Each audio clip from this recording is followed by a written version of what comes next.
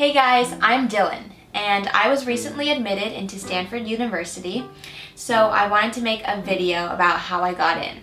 I watched a lot of these type of videos when I was applying myself, and I found them super helpful, and I wanted to create my own because I think it's really important to watch several types of videos because everyone's situation is different. There is no cookie cutter applicant. So let's get started. I also have timestamps in the description if you want to skip sections and go to a specific part you're looking for. So the first thing I wanted to talk about is that through my research while applying to college, I realized that Stanford is looking for a specific type of student. They have a huge emphasis on this thing called intellectual vitality. The best way I can explain that is through this picture. It means you are super curious to learn and you will seek out opportunities to pursue your passions. It basically means that you really value your education. Through your essays and your application, I want to stress that Stanford really wants to see how you think. They want to know the way your mind works and your ability to self-reflect. Stanford is also looking for students who have personality and spunk, not just a robot. So all of those things that I just talked about should be shown throughout your essays especially. Stanford weighs their application mostly on the essays rather than your test scores. When I applied to Stanford, I applied regular decision instead of early action. And I chose to do that because if I had applied early, I would have had to submit my application by October something because I wanted to submit an art portfolio as well, and that makes your application deadline a little bit earlier. So I wouldn't have had enough time to perfect my application, and it is true that the early action has a higher acceptance rate. However, if you think about it, it's because the pool of applicants are a lot more competitive. Okay, now I'm gonna talk a little bit about my background so you understand where I was coming from in terms of my education and my location, all that stuff. My ethnicity is half Chinese and half Caucasian. No one in my family has ever attended Stanford before. I go to a public arts high school in downtown Los Angeles, and I do not come from a very wealthy family, which when you get your financial aid package from Stanford once you're admitted, is very helpful because they give money based on income. On my Stanford application, my first academic interest, you choose three. My first, I put computer science and humanities. So this is a joint major program that I found out that they had where you can combine CS and a humanities, and I wanted to make the humanities art for me. However, I did read an article recently that they are taking away that major, so I will have to figure that out when I get there. My second academic interest, I put art practice, and my third, I put science, technology, and society. Just wanted to let you know, computer science is the most competitive major, so if you aren't entirely sure about whether you want to do CS or not, I would recommend not putting CS in your application just because it is more competitive. Of course, whatever major you put on your application doesn't matter that much because once you go there, you will be able to form the educational experience that you want for yourself. Alright, so my GPA at the time when I applied was 4.25 and my rank was 1 out of 345. The SAT score I ended up submitting was 1440. I got 650 in English and 790 in math. So originally when I took the SAT the first time, I got a 1350. I wasn't sure if it was good enough to get into Stanford. However, I just want to let you know, you can do it. You can raise your score. I know people say like, oh, it stays around the same score every time you take it. No, if you study, if you really, really study, you can raise it up. I especially studied the math section because that's something that I knew I could improve on the most. And I started to understand the types of questions that were on the SAT, then I was able to get the right answer most of the time. So when I sent in my scores to Stanford, I only sent in that 1440 score. I didn't send in the 1350. I did not report any SAT subject test scores. I did take 2. I took US History and I got a 630, and I took Math 2 and I got a 640. I chose not to send them in because I didn't think that those scores were high enough. I think I heard in a webinar that if your SAT subject test scores are not above 700, then you probably shouldn't report them. I mean, you pick and choose. So the AP classes that I took were AP World, and I got a 3 on the exam. AP Studio Art Drawing, I got a 5 on the exam. AP Calculus AB, and I got a 5 on the exam. AP US History, I got a 5 on the exam. AP English Language, I chose not to take the exam, so I didn't have any score for that. This year I'm taking AP Statistics, AP Psychology, AP 2D Design, and AP Environmental Science. So I have not taken the test for that yet. My activities. Alright, so I keep looking down because I'm looking at my laptop here.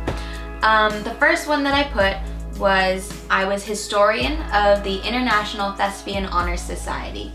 I was responsible for poster design, social media management, website design, event photography, and fundraisers. The second one is I was the president of the Successful Solutions Math Club. I established a high school math tutoring club and provided assistance to students in algebra, geometry, pre-calculus, AP calculus, and AP statistics. My third activity is Girls Who Code.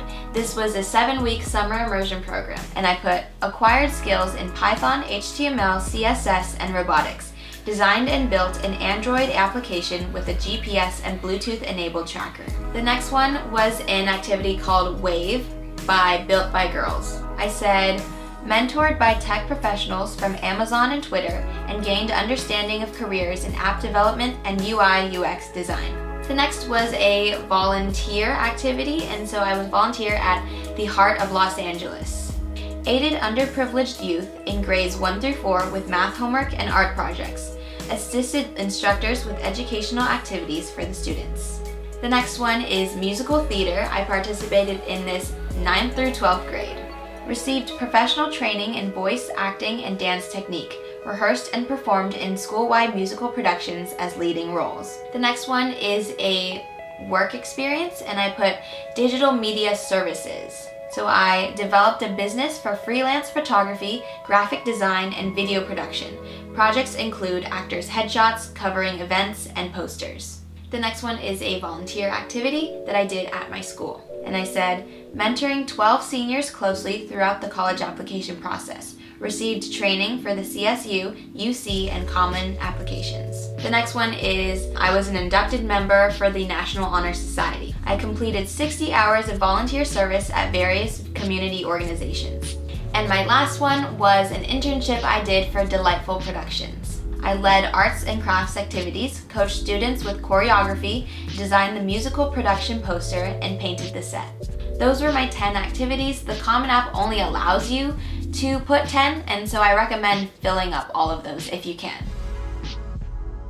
The first one is first place in Friesen's yearbook cover design contest. The next one is Scholastic Art and Writing Awards, 2016 gold medal, 2018 silver medal, and 35 regional awards. The next one is first place for Rotary Club Pageant of the Arts. And the next one is Grand Arts Science Fair, first place for math, first place for physics, and Parents' Choice Award. And the last one is AP Scholar with honor. So I would talk about my essays here, but I don't want to make this video too long, so I'm making a separate video just for the essays and specific tips for each type of essay. For Stanford, every single applicant who applies is eligible to receive an interview. About mid-January, an alumnus from Stanford who lives in your area will contact you via email. It's a very casual conversational interview that takes place probably in a coffee shop and lasts about 45 minutes to an hour long. So the interview doesn't know anything about you except your name when they go in to meet you. They haven't read your application or any of that. It's just them trying to get to know you in a very conversational, friendly manner. And then by the end, they'll send in a report to Stanford about how they think you'll fit in with the school. They do have a list of questions that they can choose from, but a lot of the time, the things you end up talking about just flows. They'll ask about your interests, your school, your hobbies, all that stuff, and they'll feel free to make connections with their life too, so it can just be a back and forth kind of conversation. Some other questions that I got asked include a time I showed leadership, my greatest accomplishment, my favorite subject in school, if I could teach a class to my high school, what would it be, and who are my role models. Just be prepared to talk about yourself and the things that you do and the way that you think and your mindset, all that stuff. So for my interview, we scheduled it for a coffee shop at like 10 a.m. in the morning. I came in 15 minutes early and saw that my interviewer was talking with another student at that time. So I just waited and I got myself some water in the meantime. Then when he was done, I went over, I said, "Oh, are you so-and-so?" Shook his hand, we sat down, and we started the interview. In the last 10 minutes, he asked me if I had any questions for him. And this is so important. Come with questions prepared already about your interviewer. So you know that they attended Stanford, so you should ask some questions that you have about Stanford, about the campus, about roommate situation, their academic experience, all of those things, so you can not only understand for yourself what it's going to be like at Stanford, but you can show them what you're interested in. Right now, I'm also going to talk about my art portfolio. It's totally optional if you would like to submit an art portfolio, no matter what major you're going for. So one thing that I think is really important to mention about the art portfolio is that they say in their requirements, we do not accept product design, commercial graphics, including informational posters, website design, video games, or apps. I thought that was super interesting because I did want to submit some sort of graphic design things, but because I read that, I said, nope, I'm just gonna do traditional art. I also had to submit an artist statement and a fine arts resume, and so I'll actually read my artist statement as I show you pictures of my art. My artwork captures mysterious moments that compel viewers to wonder what has happened and what is to come. In each drawing, a unique narrative is created from the interaction between subjects and their environments, often implying a sense of danger. My process begins with a digital photograph. While going about my everyday life, I notice similar compositions of spatial depth and perspective and pause to shoot multiple frames. In the computer, I composite elements from different shots and other sources to build a specific story. Colors are desaturated to create a less glamorous and more earthbound tone. Incorporating technology within my artistic process allows me to construct my vision into a digital reference. This serves as a guide as I hand draw the images using colored pencils on warm-toned paper. In the piece Urban Eden, tension lies between the foreground of caterpillars crawling safely on a watering can and the background of an incoming bird shadow. The narrative behind Unlocked maintains a similar foreshadowing of danger, as a menacing hand escapes from the darkness behind an unlocked door. The angled perspective from below contributes to an eerie, vulnerable feeling. In this body of work, I create worlds where conflicting elements are at odds with one another. The meaning behind the narratives is open to interpretation. I wish to stimulate the imagination with intimate moments that allow others to discover for themselves what lies beneath the surface. So that's it for this video. If you have any questions or concerns, feel free to comment down below. Also follow me on Instagram at I'm Dylan. And thanks for watching!